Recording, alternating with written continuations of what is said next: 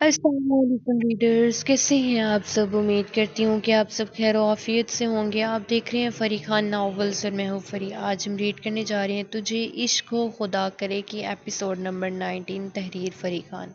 So let start the video. اگر آپ میری ویڈیوز کو دیکھتے ہیں، لائک کرتے ہیں تو کائنڈلی چینل کو لائک، شیئر اور سبسکرائب کرنا مت بھولیے گا۔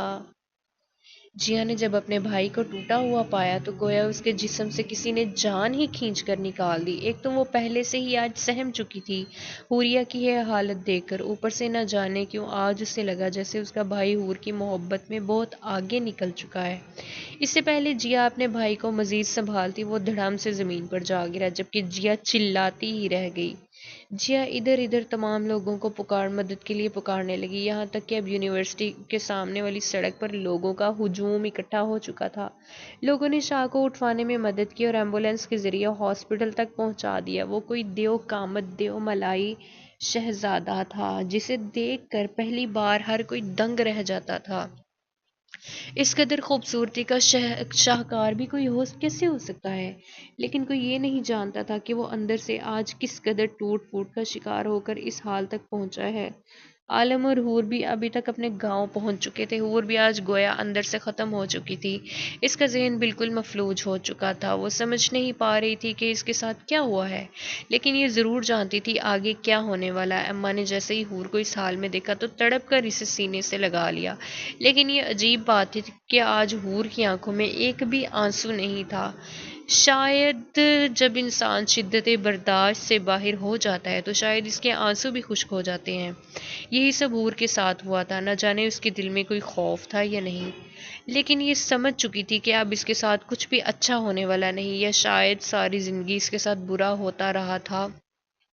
یہی وجہ ہے کہ وہ سب کچھ سہنے کی عادی ہو چکی تھی۔ اماں نے حور کے ماتھے پر اپنے لب رکھے اور بولی کہ بتا میری بچی، کیا کیا ہے تو نے؟ کیوں یہ لوگ تیرے ساتھ اس طرح کا سلوک کر رہے ہیں؟ حور نے ویران آنکھیں اٹھا کر ماں کی جانب دیکھا تو اس کی اماں اسے کس حال میں دیکھ کر اندر تک تڑپ گئی۔ آخر وہ بھی تو ایک ماں تھی جو کسی بھی قیمت پر اپنی اولاد کو اس حال میں دیکھ کر کیسے خوش ہو سکتی تھی، اور بولی کہ اماں مجھے تیری قسم میں نے کچھ بھی غلط نہیں کیا، میرا کسی کے ساتھ کوئی تعلق نہیں۔ آج تیری بیٹی پر بہت ہی گھٹیا الزام لگایا گیا ہے۔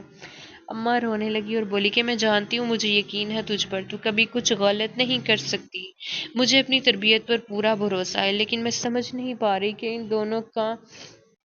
ان دونوں ماں باپ بیٹوں نے کو کیسے سمجھاؤں۔ ابھی وہ یہ بات کر ہی رہی تھی کہ عالم کے ساتھ ساتھ عالم کا ابا بھی آتا ہوا دکھائی دیا۔ وہ دونوں بہت ہی تیش کے عالم میں چلتے ہوئے حور کے قریب آئے۔ عالم نے اب حور کی چوٹی کو گھما کر تھاما۔ حور نے اپنی دونوں کوہنیاں اپنے سر کی پچھلی جانب رکھی اور درد کی ٹیس اس کے سر میں اٹھی، جبکہ اماں اب اپنی معصوم بچی کو چھڑوانے میں مصروف تھی۔ لیکن عالم پہ در پہ مکوں اور لاتوں کی برسات حور پر پہلے سے ہی شروع کر چکا تھا۔ کہنے لگا تیری اتنی مجال کہ تو اپنے عاشق سے مجھے پٹوائے گی؟ تیرا تو میں آج ابھی اور اسی وقت علاج کرواتا ہوں۔ ہاں ابا، چل چاچے کے گھر چلتے ہیں اور آج کے آج ہی اس بغیرت کو ٹھکانے لگاتے ہیں۔ اس کی یہی سزا ہے، اگر آج اسے مار دیا تو یہ ایک پل میں ہی مر جائے گی۔ اس کو ایسی سزا دوں گا کہ یہ ساری زندگی یاد رکھے گی۔ اماں اب تڑپ کر شوہر اور بیٹے کے آگے ہاتھ جوڑ رہی تھی، لیکن ان دونوں ظالموں کو کوئی فرق نہیں پڑا۔ صدیقے نے حور کی ماں کو ایک لات رسید کی، یہاں تک کہ وہ بیچاری زمین پر ڈھہ سی گئی، لیکن ابھی تک اس نے اپنے شوہر کے پیروں کو نہیں چھوڑا۔ بولی کہ خدا کے لیے اگر تم لوگ میری بچی کی زندگی داؤ پہ لگانے ہی والے ہو تو جیسا تم لوگ کہہ رہے ہو ایسا کچھ بھی مشتاق بھائی کو یا ان کے گھر والوں کو نہ بتانا، تمہیں خدا کا واسطہ ہے۔ تم لوگوں کو کیوں یقین نہیں آتا؟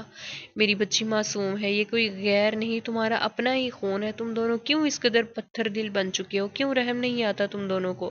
کیوں ترس نہیں آتا؟ حور کے تو جیسے الفاظ ہی ختم ہو چکے تھے۔